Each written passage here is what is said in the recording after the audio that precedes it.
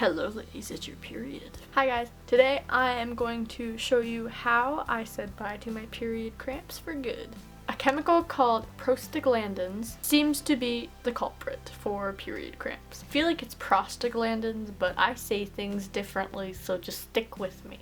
This chemical is made from traces of fat stored in your cell membranes. It is also a natural chemical just naturally found in your body. Researchers have found that women who report having cramps have higher amounts of prostaglandins. When your uterus lining is being made each month, high amounts of prostaglandins are also made at the same time. They are released during menstruation. They constrict blood vessels, causing uterus muscles to contract, which is what is causing your cramps. That's why NSAIDs work by reducing prostaglandins production. But instead of pill popping, I have 5 natural ways to lower your cramps. So please stay tuned to find out these 5 steps. Number 1 is to eat less fat. Aim for 10% or less of your daily calories from fats. This means for an average adult woman, about 30 to 35 grams of fat a day if you're eating a sufficient amount of calories. So a sufficient amount of calories is what the UD recommends, which is 2,000 to 2,500 calories a day. This will cause your estrogen levels to drop, causing less production of prostaglandins, which means you're going to have less cramps. Also, omega-6 causes inflammation, but omega-3 helps lower inflammation. So naturally, I already eat a lot of things that have more omega-3 in them anyway than things that have omega-6. It's harder for me to get omega-6, which might be part of the reason why my cramps haven't been terribly ever painful, but there was times where I didn't go to school in public school. Basically, it's easier to get omega-3 anyway than omega-6, so this shouldn't be a big issue anyway, but Number 2 is eat more fiber. Have a happy colon. Waste estrogens bond to fiber so they can leave your body, meaning there's less reabsorption of the estrogens into your bloodstream, which means less production of prostaglandins, which means less cramps for those of you that aren't scientific.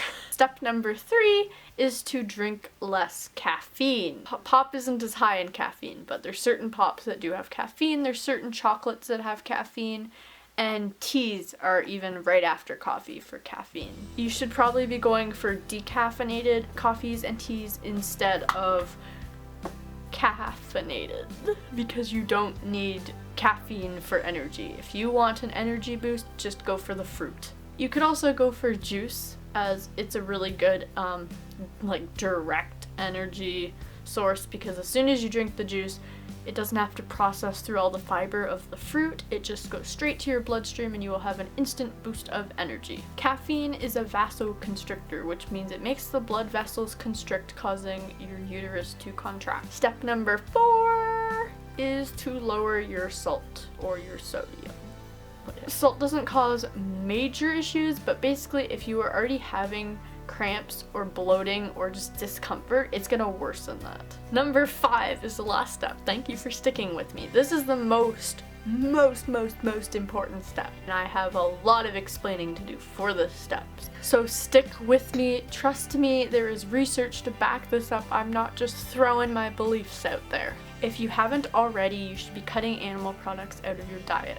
Ethics, environmental issues, and other health-related reasons aside, this will help you for your cramps. The biggest reason you need to do this is because you can only follow 1 out of the 5 steps I just gave you if you don't do this. Animal products contain way too much fat, and not even the healthy fats that lower your LDL cholesterol. These fats are just straight up bad fats. Bad.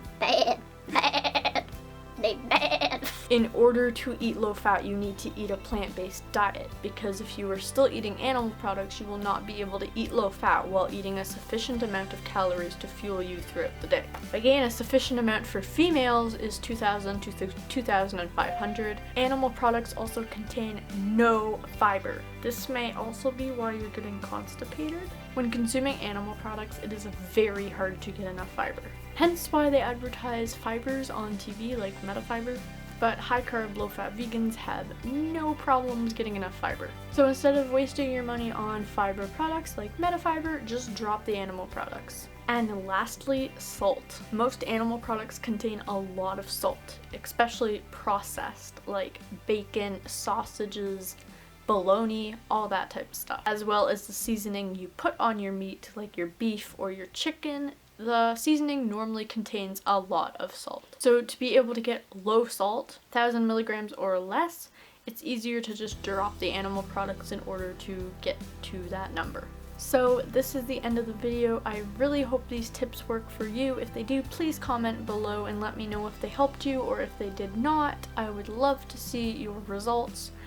And I really hope this video was informative for you and I hope you enjoyed it. This is the end of the video. Goodbye.